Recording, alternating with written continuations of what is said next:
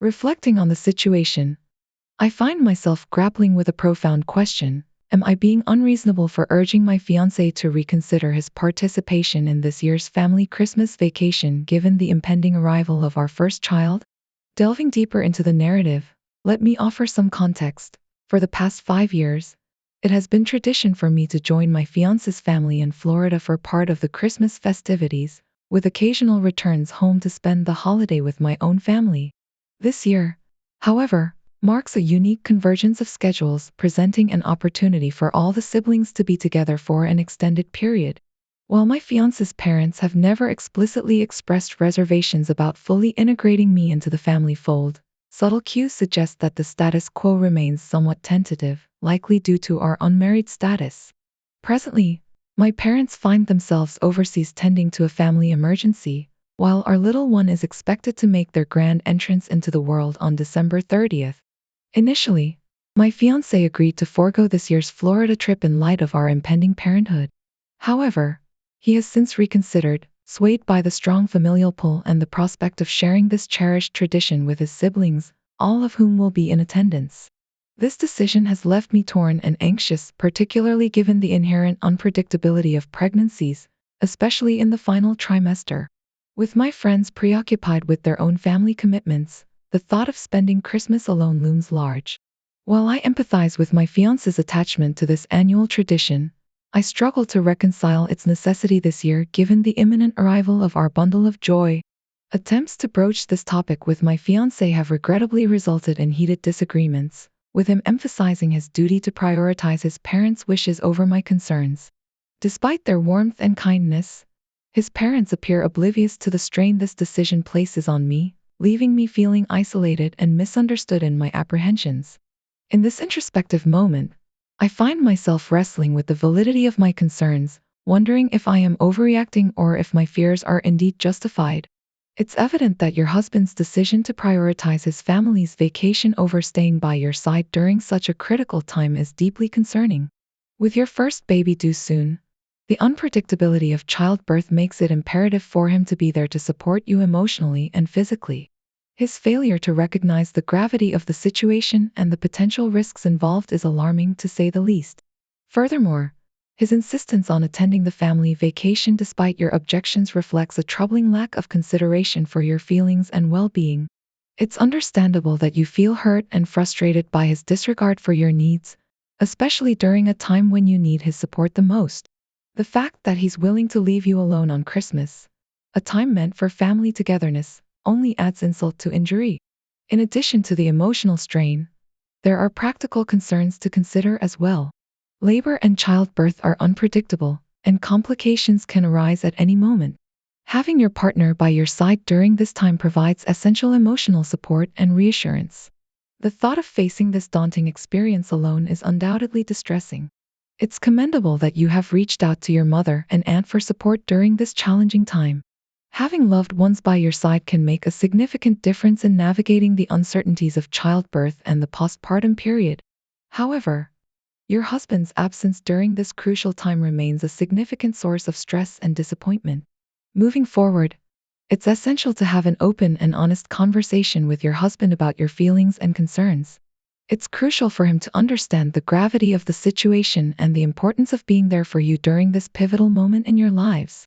Seeking couples counseling or therapy may also be beneficial in addressing underlying issues and improving communication within your relationship. Ultimately, your husband's decision to prioritize his family's vacation over supporting you during childbirth raises serious questions about his commitment to your relationship and family. It's essential to address these concerns proactively and ensure that your needs are prioritized moving forward. I had a virtual appointment with and discussed the situation extensively. Much like the sentiments shared here, she expressed shock and strongly recommended against his travel plans.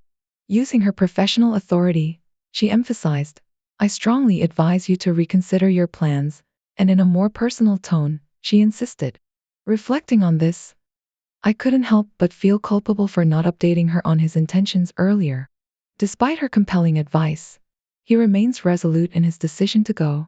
However, he has made adjustments to his return date, ensuring he'll be back by the 22nd, albeit with a brief overlap with his siblings.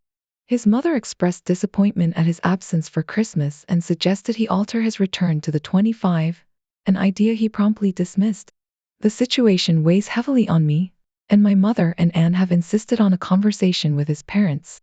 Consequently, we've scheduled a call for later today to address the matter comprehensively. Seeking support, I confided in my best friend, whose reaction mirrored the disbelief and outrage expressed here.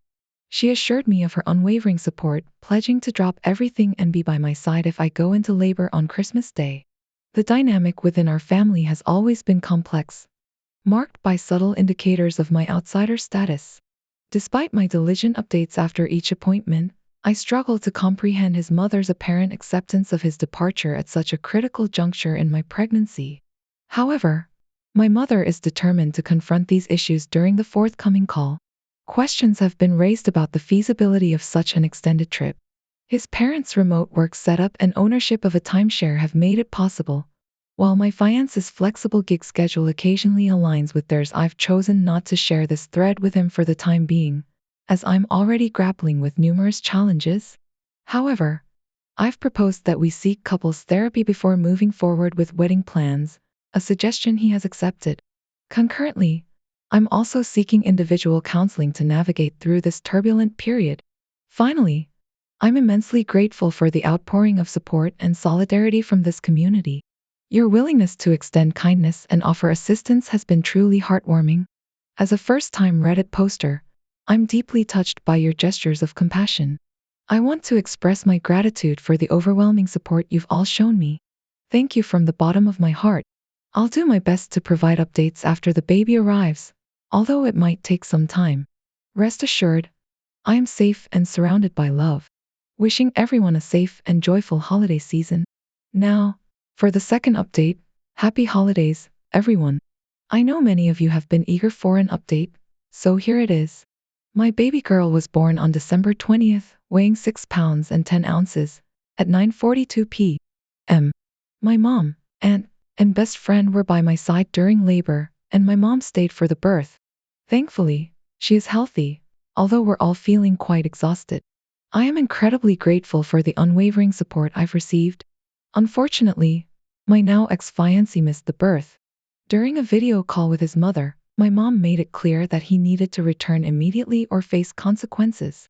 As a result, my mom and aunt packed up my belongings, and we left for my parents' house, where I am currently staying. It was an incredibly painful experience, and I had a difficult conversation with him about his priorities. However, the conversation didn't lead to much resolution, and he ended up hanging up on me. I informed him of our daughter's birth and her health via message, but I declined his subsequent video calls. He returned home on the 22nd as planned, only to find that I wasn't at the condo. Despite his attempts to gain entry to my parents' house, my mom and aunt stood firm. Eventually, on Christmas Day, we allowed him to see his daughter, and we discussed our future. My mom and aunt have been vocal about ending the engagement, and I've come to agree. After the call with his parents, I realized I didn't want to be part of a family that prioritized their own desires over the well-being of others. He explained that his mother pressured him to go on the trip to mend relationships with his family, and he revealed that his sister-in-law had made disparaging remarks about me. These comments stemmed from confidential information I shared with him years ago about some personal struggles. I want to express my gratitude for the overwhelming support you've all shown me. Thank you from the bottom of my heart. I'll do my best to provide updates after the baby arrives, although it might take some time. Rest assured, I am safe and surrounded by love. Wishing everyone a safe and joyful holiday season. Now, for the second update, happy holidays, everyone. I know many of you have been eager for an update, so here it is. My baby girl was born on December 20th, weighing 6 pounds and 10 ounces, at 9:42 p.m. My mom, aunt, and best friend were by my side during labor, and my mom stayed for the birth. Thankfully, she is healthy, although we're all feeling quite exhausted. I am incredibly grateful for the unwavering support I've received. Unfortunately, my now ex-fiancé missed the birth.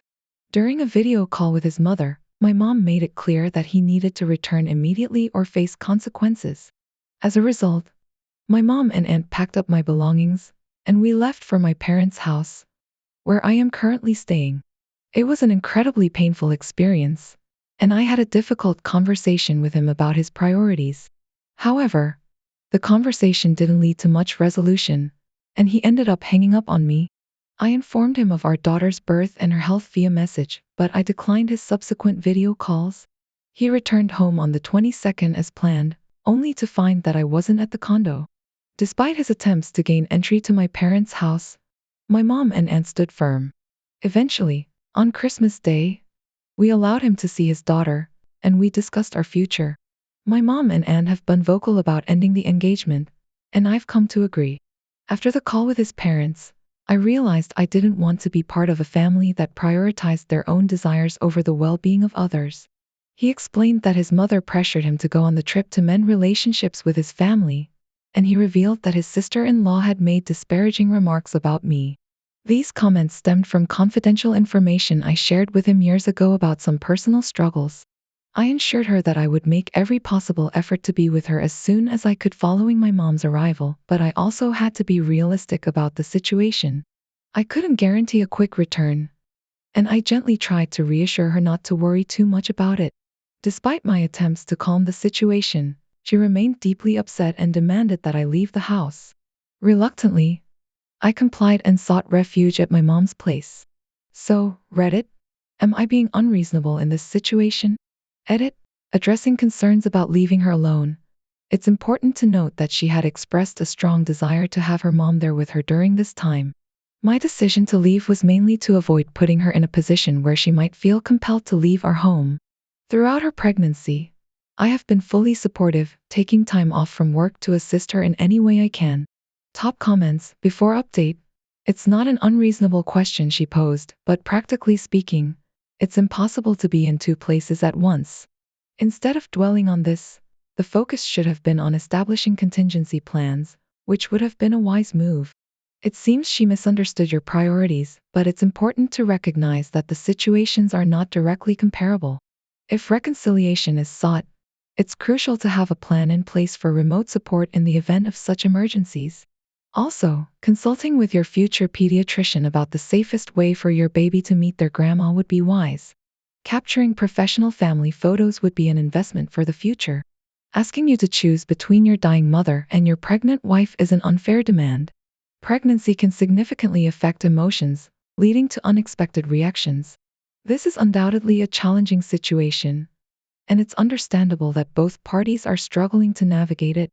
Let's remember to consider the emotional impact this situation has had on both sides. It's important to approach it with empathy and understanding, acknowledging the complexities involved in balancing familial obligations during such critical moments. Upon my return home yesterday afternoon, I found the house empty, devoid of her presence. It seemed evident that she had chosen to seek solace and support from her mother, a decision that, given the circumstances, I could empathize with deeply. Meanwhile, my own mother remains hospitalized, making it impractical for me to head to her house to seek counsel or comfort. Regarding the decision to leave our shared home, it was a late hour, and the thought of subjecting my heavily pregnant wife to the inconvenience and potential risks of leaving late at night weighed heavily on my mind. However, despite my concerns, she was insistent that I depart, leaving me torn between conflicting responsibilities. Ultimately, after much deliberation and internal struggle, I made the difficult choice to leave, recognizing that staying would only serve to exacerbate an already tense and emotionally charged situation. Reflecting on the feedback and advice I received from various sources about prioritizing her needs, it's crucial to acknowledge that this situation is not as one-sided as it may seem. While I have consistently made efforts to prioritize her well-being and provide unwavering support, there has been a recurring pattern where she tends to prioritize her relationships with her sisters over our partnership. Thus, it's essential to recognize that the dynamic between us is more nuanced, and it's not always a straightforward matter of always putting her needs ahead of mine.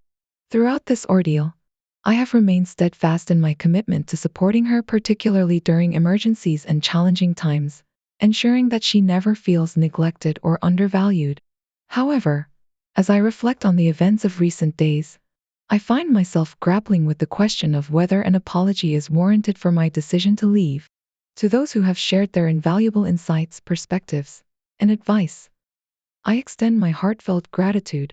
Your diverse viewpoints and guidance have provided me with much needed clarity and introspection as I navigate this complex and emotionally charged situation. She returned home in the evening, and we had a conversation about what transpired.